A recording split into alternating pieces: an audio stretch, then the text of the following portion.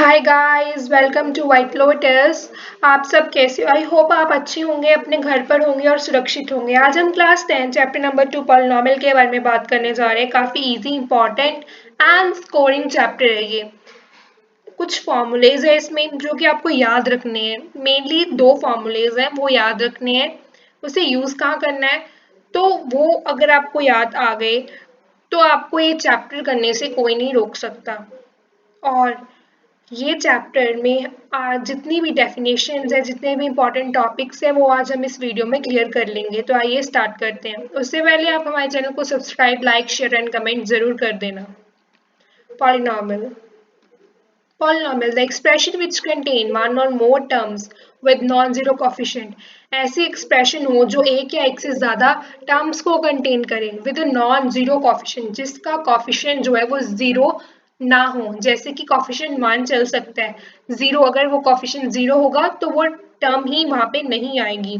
For example हम ये देखते हैं 6 की पावर एक्स की पावर 6 यहाँ पे मौजूद है, इस एक्सप्रेशन में ये है क्योंकि इसका जो कॉफिशिएंट है वो 1 माना जाएगा। अगर इसका कॉफिशिएंट 0 होता तो ये यहाँ पे होता ही ना, इस एक्सप्रेशन में ये होता ही ना। ये है तो ये विद नॉन जीरो कॉफिशिएंट के साथ इस इक्वेशन में या इस एक्सप्रेशन में अवेलेबल है। तो polynomial the expression which contain एक या एक से ज्यादा टर्म्स को कंटेन करती है विद नॉन जीरो कॉफिशिएंट।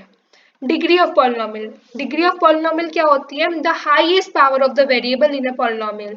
जो हाईएस्ट पावर होती है वेरिएबल में, वेरिएबल की हाईएस्ट पावर, उन्हें हम डिग्री ऑफ द पॉलिनॉमियल कहते हैं। वेरिएबल कौन से होते हैं? वेरिएबल क्या होते हैं वैसे? वेरिएबल वो होते हैं जिनके बारे में हमें मालूम नहीं होता। जैसे कि यहाँ पे x जो है वो वेरिएबल है, यहाँ पे x जितने भी है ये वेरिएबल है। तो जो हाईएस्ट पावर जो वेरिएबल की होगी उसे हम बोलेंगे डिग्री ऑफ पॉलिनॉमियल। जैसे कि 25 जो है इसमें हाईएस्ट पावर है, तो ये क्या होगी? डिग्री ऑफ पॉलिनॉमियल कौन सी मानी जाएगी? 25 जो है डिग्री ऑफ द पॉलिनॉमियल मानी जाएगी।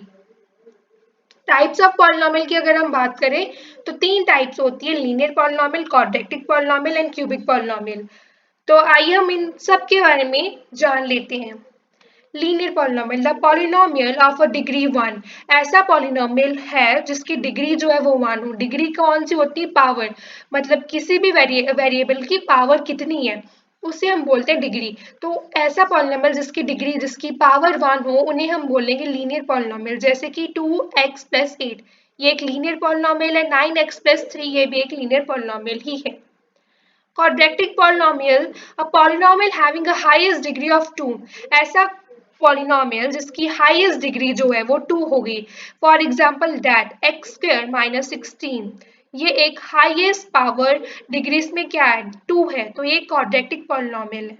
अगर सपोज करो x² यहाँ से ना हो, इसका जो कॉफिशिएंट है वो 0 हो जाए, तो ये यहाँ से चला जाएगा, तो 5x+3 ही हमारे पास बच जाएगा। तो ये भी एक, फिर क्या होगा? ये बन जाएगी हमारी लीनियर पॉलिनॉमियल। 5x+3 हमारी लीनियर पॉलिनॉमियल बन जाएगी जब x² यहाँ से हम हटा देंगे। Next is cubic polynomial, a polynomial having a highest degree of 3, जिसकी डिग्री जो है वो 3 हो, उसे हम क्यूबिक पॉलिनॉमियल बोलेंगे। For example 6x³ +7x² +5x+10, यहाँ पे हाईएस्ट डिग्री क्या है? 3 है, तो हम इसे क्या बोलेंगे? Cubic polynomial. Zeros of polynomial, the value of a variable for which the polynomial becomes zero। ऐसी वैल्यू वेरिएबल की जिससे जो पॉलिनॉमियल है वो 0 बन जाए। कोई भी वैल्यू आ सकती है, 1, 2, 0, माइनस में, नेगेटिव में भी आ सकती है, कोई भी वैल्यू आ सकती है जिससे कि जो वेरिएबल है वो 0 बन जाए। फॉर एग्जाम्पल ये हमारे पास एक पॉलिनॉमियल है 2x-2। 2x-2 हमारे पास वेरिएबल है जहाँ पे हमें ये गिवन है कि x = 1 है और x-1 है। ये आपको ये मालूम है ना, इसे कैसे सॉल्व करते हैं? x -1 = 0 और -1 जो है उधर चले जाएगा और प्लस में आ जाएगा। तो हमने क्या करना है, 1 जो है इसमें पुट कर देना है, इस पॉलिनॉमियल में। पुट करने के बाद हमारे पास -2 आ जाएगा, जिससे कि हमारा आंसर 0 आ जाएगा। तो हमें इससे क्या मालूम पड़ता है कि 1 जो है वो 0 ऑफ द पॉलिनॉमियल है। इस पॉलिनॉमियल का जो 0 ऑफ द पॉलिनॉमियल है वो 1 है। नेक्स्ट एग्जाम्पल है px 2x+2, यहाँ पे हमने माइनस की जगह प्लस लगा दिया और कुछ नहीं किया, माइनस की जगह प्लस लगा दिया है और कुछ नहीं किया, और बाकी क्वेश्चन सेम है और यहाँ पे आंसर 4 आ गया। तो यहाँ से हमें क्या मालूम पड़ता है कि 1 is not the zero of the polynomial, zero of the polynomial नहीं है 1। Relationship between zeros and coefficients of polynomial, ये बहुत इंपॉर्टेंट है। Relationships between zeros and coefficients of polynomial, ध्यान से सुनिएगा ये। क्वाड्रेटिक पॉलिनोमियल, क्यूबिक पॉलिनोमियल और क्वाड्रेटिक पॉलिनोमियल दोनों की ही बात करेंगे। ज्यादा इंपॉर्टेंट क्वाड्रेटिक पॉलिनोमियल है, क्यूबिक पॉलिनोमियल इतना इंपॉर्टेंट नहीं माना जाता, लेकिन फिर भी वो पूछ सकते हैं। ax² + bx + c, ये एक एक्सप्रेशन, एक पॉलिनोमियल है वेयर, ये कौन सा पॉलिनोमियल है? क्वाड्रेटिक पॉलिनोमियल है where alpha and beta are the zeros of polynomial, जहाँ पे अल्फा एंड बीटा जो है वो जीरोस ऑफ पॉलिनोमियल है। अगर हम उनका सम कर दें, ये जीरोस है उनका सम कर दें, तो क्या आएगा हमारे पास? हमारे पास is equal to minus coefficient of x means minus b, minus हमने अपने खुद से लगाया, कॉफिशिएंट ऑफ एक्स कौन सा है? बी है, तो वो आ जाएगा divided by coefficient of x²। x² वो कॉफिशिएंट क्या? a, तो यहाँ पे क्या आ जाएगा? नीचे आ जाएगा a। सो जब भी हम जीरोस का सम करेंगे तो हमारे पास क्या वैल्यू आएगी? Is equal to minus b over a। ये बहुत इंपॉर्टेंट फॉर्मूला है, आप इसे याद कर लीजिए। जब भी हम सम ऑफ जीरो मतलब alpha plus beta is equal to minus b over a, यहाँ पे अल्फा एंड बीटा कुछ भी हो सकता है, कुछ भी हो सकता है। Next is product of zero, constant term divided by coefficient of x², यहाँ पे x² है। अगर हम अल्फा एंड बीटा का प्रोडक्ट कर दें तो फिर क्या आएगा? फिर हमारे पास आएगा is equal to c over a. C यहाँ पे क्या है? यहाँ पे सी कांस्टेंट टर्म है, मतलब 2, 3, 4 जिसके साथ वेरिएबल ना लगा हो, और नीचे कोएफिशिएंट ऑफ x² ही आएगा, इसके साथ कोई माइनस का साइन नहीं आएगा। क्यूबिक पॉलिनोमियल की अगर हम बात करें तो ये हमारी क्यूबिक की एक्सप्रेशन है, ये हमारे पास अल्फा बीटा एंड गामा क्या है? जीरोस ऑफ द पॉलिनोमियल है। सो अगर हम अल्फा प्लस बीटा और प्लस गामा करें तो is equal to minus b over a. A यहाँ पे भी नीचे रहेगा, इधर भी नीचे रहेगा और इधर भी नीचे रहेगा। आप याद रख लीजिए, कुछ भी हो जब भी हम रिलेशनशिप बिटवीन कोएफिशिएंट्स की बात करते हैं तो ए हमेशा नीचे ही आएगा, डिनोमिनेटर में ही आएगा, ए हमेशा डिनोमिनेटर में ही आएगा।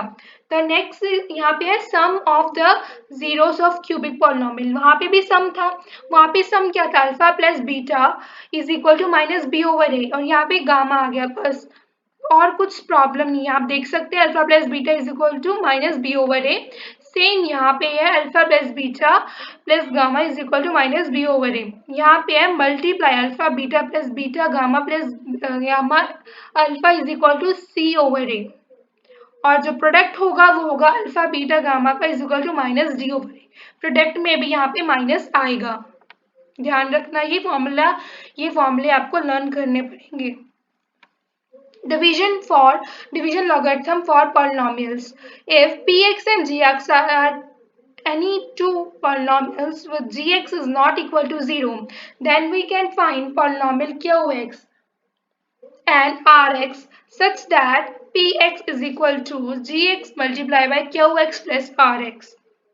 इनके कहने का मतलब है अगर px से gx एक दो पॉलिनोमियल है, मैं सिर्फ px बोलती हूँ, मतलब ये और ये एक पॉलिनोमियल है दो, where gx जो है is not equal to 0, ये 0 के इक्वल नहीं है, then we can find the polynomial qx and rx such that, तो हम इस तरह से qx और rx फाइंड कर सकते हैं। यहाँ पे px जो है वो डिविडेंड है, gx डिवाइजर, qx क्वोशिएंट और रिमाइंडर प्लस है, यहाँ पे प्लस का साइन है, ठीक है, ये आप छोटी क्लासेस में करते आ रहे हो।